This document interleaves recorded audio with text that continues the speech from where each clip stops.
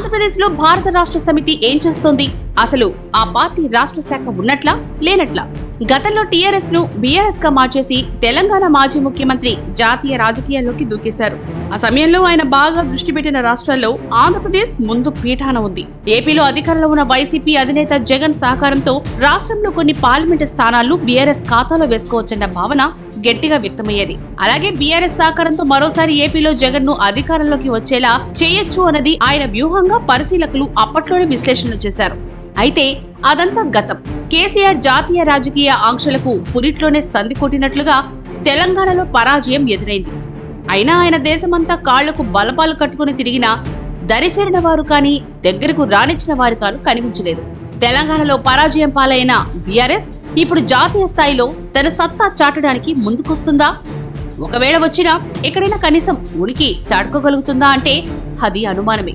ముఖ్యంగా ఏపీ రాజకీయాల్లో బీఆర్ఎస్ పరిస్థితి పబ్బలో పుట్టి మఖలో మాడిపోయిన చందమేనని అంటున్నారు.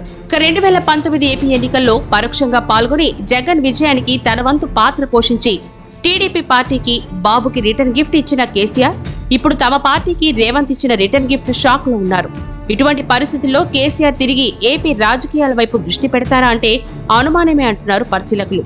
ఏపీలో బీఆర్ఎస్ పార్టీ కార్యాలయం ఏర్పాటు చేసి తోట చంద్రశేఖర్ ను ఏపీ బీఆర్ఎస్ పార్టీ అధ్యక్షుడిగా నియమించిన కేసీఆర్ ఏపీ ఎన్నికల బరిలో దిగుతారా, లేక గతం మాదిరే తమ తస్మదీయులకు పరోక్ష మద్దతిస్తారా, లేక తెలంగాణలో పార్టీ కోల్పోయిన పట్టును తిరిగి నిలబెట్టుకోవడానికి పక్క రాష్ట్రాల వైపు తమ కారు స్టీరింగ్ ను తిప్పకుండా గమ్మునుంటారో వేచి చూడాలి. తెలంగాణ మాజీ ముఖ్యమంత్రి కల్వకుంట్ల చంద్రశేఖరరావు జాతీయ పార్టీ భారత రాష్ట్ర సమితి ఏపీలో అసలు ఉందా? ఆ పార్టీ రాష్ట్ర శాఖను ఘనంగా ఏర్పాటు చేసిన తర్వాత ఏం జరిగింది, ఏం జరుగుతోంది అంటే ఎవరి నుంచి సరైన సమాధానం రావడం లేదు. జాతీయ రాజకీయాల్లో చక్రం తిప్పుతారంటూ ఘనంగా బీఆర్ఎస్ పార్టీని ప్రారంభించిన కేసీఆర్ తెలంగాణలో కంటే ముందుగా ఏపీలోనే బీఆర్ఎస్ రాష్ట్ర శాఖను ప్రారంభించారు. పెద్ద ఎత్తున బీఆర్ఎస్ హోర్డింగ్లతో హడావిడి చేశారు. ఇక ఆ పార్టీలో చేరికలకు ఏపీకి హైదరాబాద్ నుంచి వాహనాలు పంపి మరీ నాయకుల్ని రప్పించుకున్నారు. దారి పొడవునా బీఆర్ఎస్ లోకి స్వాగతం అంటూ హోర్డింగ్లు, ఫ్లెక్సీలు ఏర్పాటు చేశారు. ఏపీలో బీఆర్ఎస్ బహిరంగ సభలు నిర్వహిస్తుందని, కేసీఆర్ ఆ సభలలో పాల్గొంటారని పెద్ద ఎత్తున ప్రచారంతో ఊదరగొట్టేశారు. అంతే.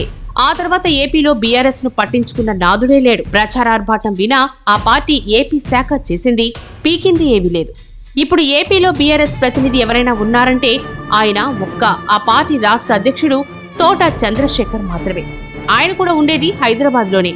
ఆయన వ్యాపారాలు, భూములు అక్కడే ఉండడంతో బీఆర్ఎస్ ముచ్చటగా మూడోసారి అధికారంలోకి వస్తుంది అన్న ఉద్దేశంతో మాత్రమే ఆయన బీఆర్ఎస్ తీర్థం పుచ్చుకున్నారు. ఇప్పుడు తెలంగాణలోనే బీఆర్ఎస్ పరాజయం పాల్గొవడంతో ఇక ఆయన పార్టీలో కొనసాగుతారని కానీ, కొనసాగిన క్రియాశీలంగా ఉంటారని కానీ ఎవ్వరూ భావించడం లేదు. మొత్తం మీద బీఆర్ఎస్ పేరుకే జాతీయ పార్టీ కానీ ఉనికి మాత్రం తెలంగాణకే పరిమితమని, ఇప్పుడు ఆ తెలంగాణలోని ఉనికిని కాపాడుకునే ప్రయత్నంలో ఉందని పరిశీలకులు విశ్లేషిస్తున్నారు.